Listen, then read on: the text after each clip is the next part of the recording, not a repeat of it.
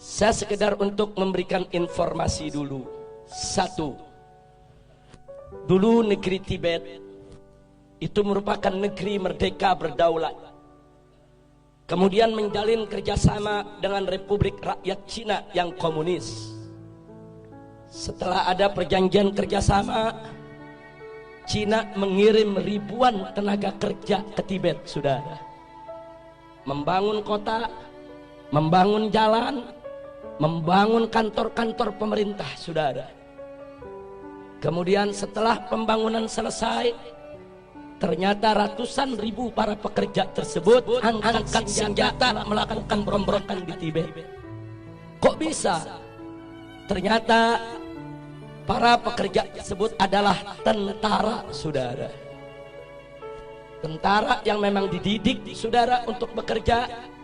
Kemudian setelah itu Tibet jatuh, dikuasai oleh negara Cina, dan pimpinan tertinggi agama yang ada di Tibet, yaitu Dalai Lama, ditangkap dan diusir ke luar negeri sampai hari ini, saudara. Hati-hati, masuknya tenaga kerja Cina ke Indonesia yang jumlahnya saat ini ratusan ribu orang harus diwaspadai, karena kita sudah lihat bagaimana tegapnya badan mereka, bagaimana perawakan mereka, lebih tepat mirip tentara ketimbang pekerja kasar atau buruh, saudara.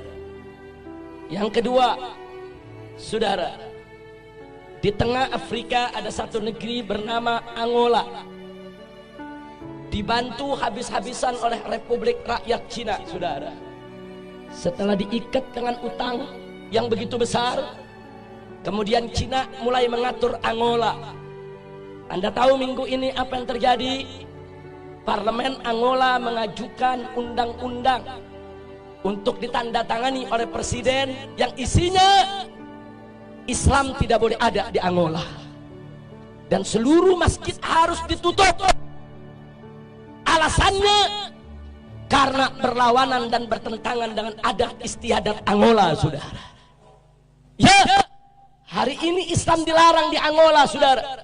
Bagaimana dahsyatnya pengaruh Cina komunis sampai di Afrika, saudara, dipengaruhi sedemikian rupa. Yang ketiga, ada satu lagi negara di Afrika bernama Zimbabwe, saudara, juga diberikan utang besar-besaran oleh Cina, saudara. Setelah utangnya, saudara, membengkak, Zimbabwe tidak mampu untuk bayar utang, saudara. Lalu apa ditawarkan oleh Cina komunis? Dibebaskan dari utang, tidak perlu bayar utang. Tapi mulai saat itu Zimbabwe harus meninggalkan mata uangnya dan belanja sehari-hari dengan mata uang Cina, yaitu yuan, saudara.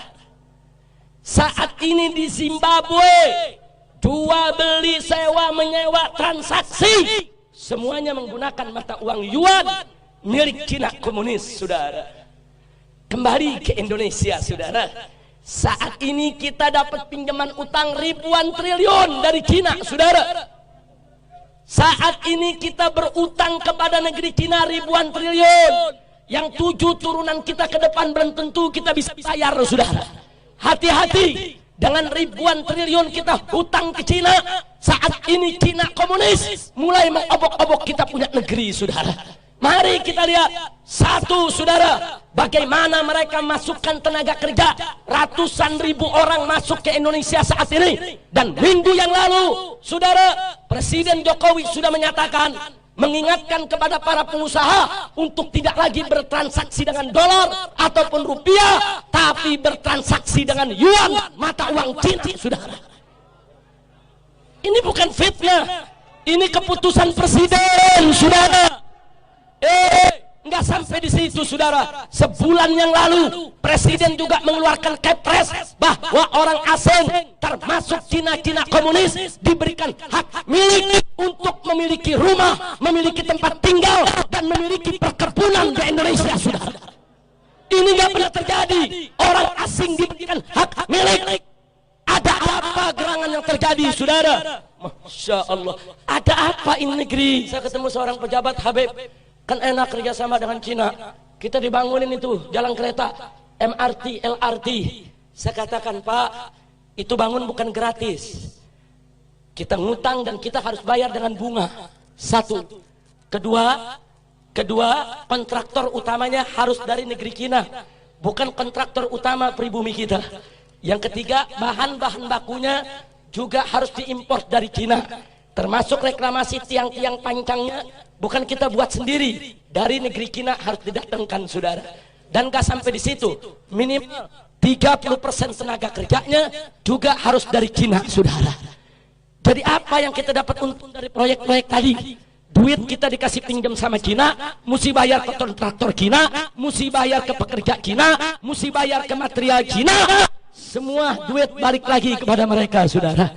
Jangan mau dibohongin, jangan mau dibodohi, jangan mau dikadalin.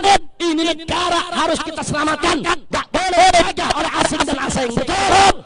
Siap bela negara, siap bela NKRI, siap bela Islam, siap bela bangsa, siap bela rakyat, siap jaga pribumi.